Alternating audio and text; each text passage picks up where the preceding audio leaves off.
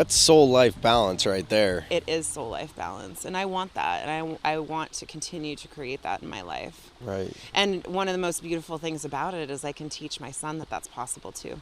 Right. You know? So how's your son feeling about your whole how much does he know, like, what you do and just your beliefs in general?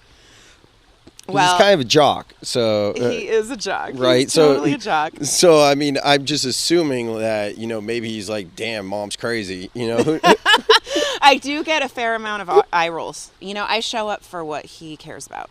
Mm-hmm. And as for a 15-year-old, I don't know if you remember being 15, but I think I remember being 15 kind of, and I remember being pretty self-focused. Yeah, I remember being a brat and just a jackass and a terrible kid. Yeah. Just kind of all about myself. Yeah. I was all about myself. I think that's a teenage thing, right? And one of our mutual friends, Alex, said to me yesterday, that's where teenagers are at, and maybe it's good for them to do that because they're really grounding into who they are and what matters to them.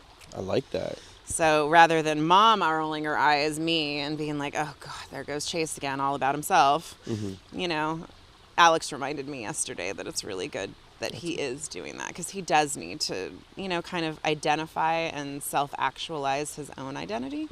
But do you find him like kind of talking about manifestation or any of the type of things you're into? No. or saying feed two birds with one seed? He likes that saying. I've never heard him say it, but he gets it.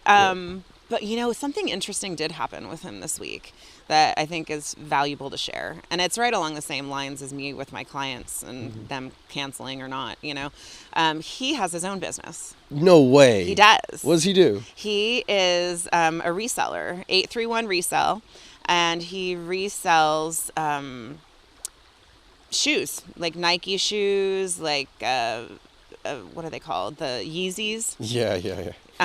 Supreme wear and Bape and all of those kind of, I call it the perceived scarcity model where they do limited releases of things. Totally. Right? And then the price jacks up for resale.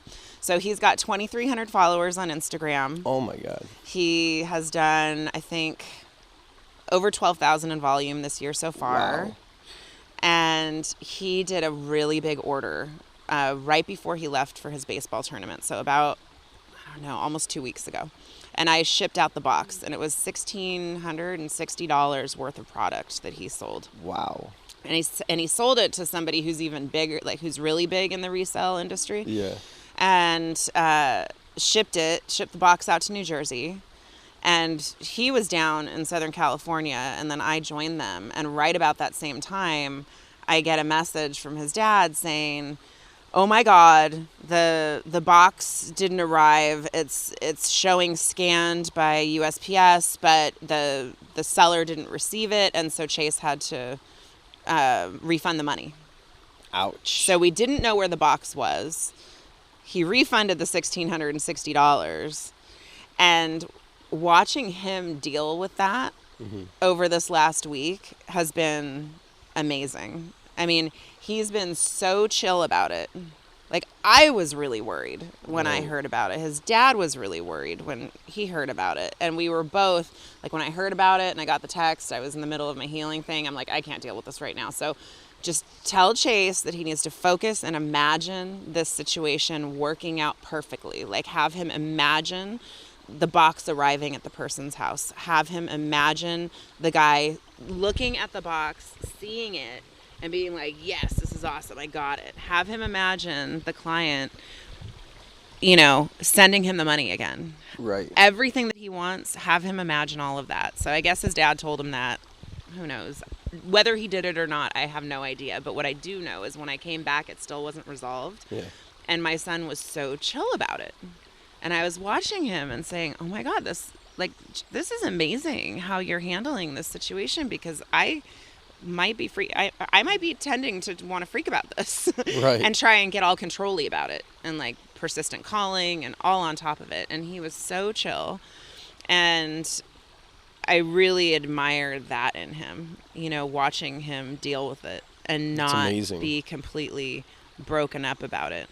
And that was beautiful. So maybe watching me do my life is kind of rubbing off on him while he wouldn't say it that way. It seemed like possibly that was happening. But to illustrate the teenager point, who's all about himself, yesterday morning I get a text from his dad saying, "Has Chase shared any information with you?" I said, "No." And he said, "Well, I was just looking at his bank account and it looks like it's $660 richer." And so I turned to Chase because we're sitting on the couch together. I'm like, "Chase, did you get the money?" And he laughed and he said, "Yeah." I'm like, "Why didn't you tell me? I've been like holding this for you." And for the same shoe. For the same shoes. Yeah. The guy was traveling and he finally got home and the box was there. And so he resent Chase the money. Wow. But Chase didn't tell his dad and he didn't tell me. Yeah. I'm like, "Why didn't you tell me?" Yeah. And he said, "Well, I got excited and I forgot to tell you." Yeah.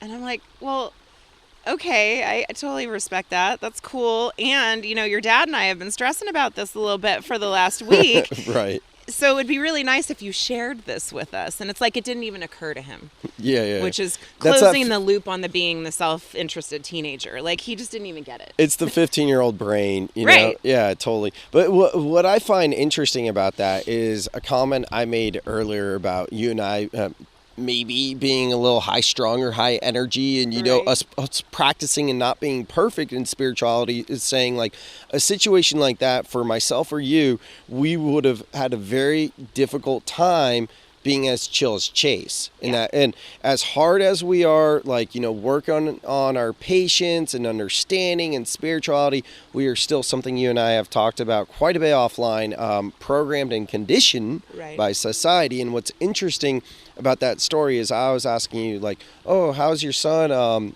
feel about you thinking this way?" Right. Yeah. And you weren't sure how to answer that, but that story illustrates that you're kind of unconditioning and unprogramming him as he grows up. So it's more natural for him to take it so chill. Right. Isn't that interesting? Yeah, exactly. So he doesn't have to unlearn all the conditioning that we could have put on him. Exactly. And that's not to say that we haven't put anything on him, because I'm sure we probably have. And it will become clear as he gets older what his own challenges are going to be. Totally. Due to his parents.